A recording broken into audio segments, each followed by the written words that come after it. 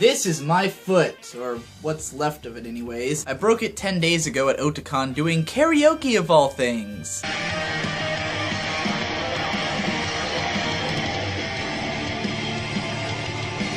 I may have hurt my foot.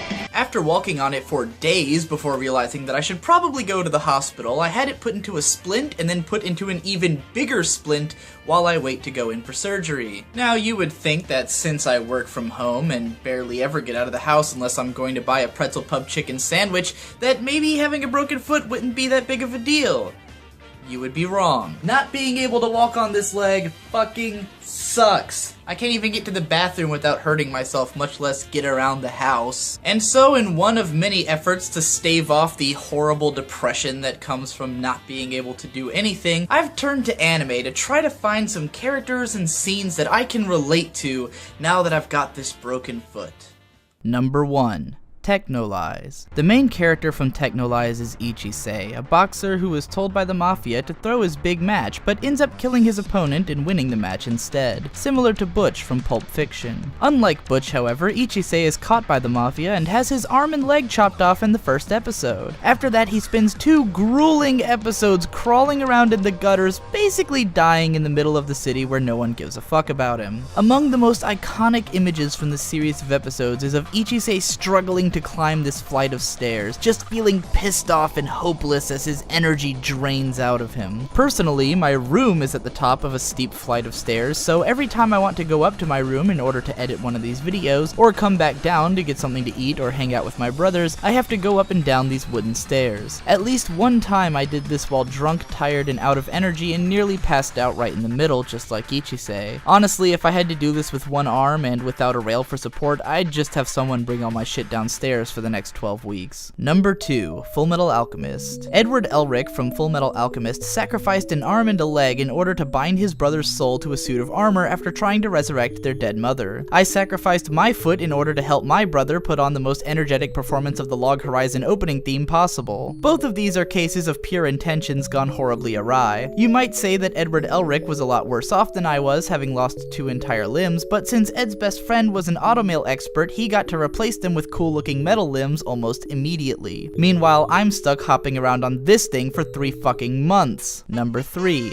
Montana Jones. I have no idea what the fuck Montana Jones is. Apparently it's like a weird Japanese furry version of Indiana Jones? What I do know is that this thing wrapped around my foot is called a Jones, and it's about the size of Montana. For you non-Americans wondering what the hell a Montana is, it's what they used to call the really big sandwiches at Arby's. For those of you wondering what Arby's is, it's why us Americans have to travel around in wheelchairs even when we haven't broken a foot. Number 4. Ghost in the Shell. I may be suffering for it now, but at the time of my injury, I was determined to go as hard as possible. Even after breaking my foot, I kept jumping around and singing like a madman until the performance was done. Similarly, Motoko Kusanagi from Ghost in the Shell will readily push her body beyond the capabilities of her limbs in order to go as hard as possible. Of course, she's a cyborg who feels no pain, who can have those limbs replaced instantly, whereas I'm trapped in this cast. Come to think of it, all of the shows I've talked about have characters who get robotic limbs within a few days of their injuries. In fact, I can't think of a single case where a main character loses a limb and doesn't have it either regrown or replaced in short order. Actually, from what I understand, I am going to have a metal plate and several screws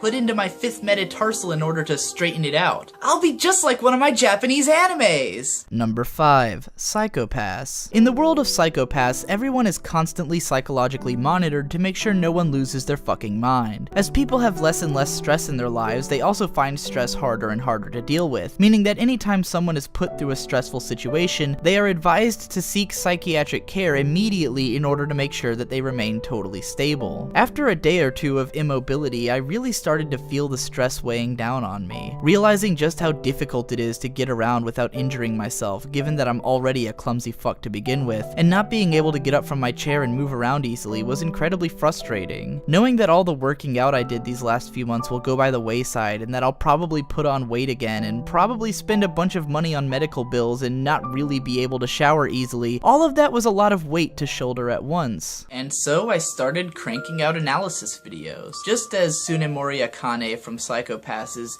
miraculously able to keep her head together no matter what kind of crazy things happen to her, I've been able to keep my head on straight just by doing the thing I'm passionate excited about trying to make progress in my career and just pumping out videos, you know, to feel better about myself. And just as well, you viewers who support me through kind and insightful comments, or who support me through Patreon or PayPal, you really help to take this giant weight off of my foot. Having said that, surgery is fucking terrifying, so let's hope it goes okay.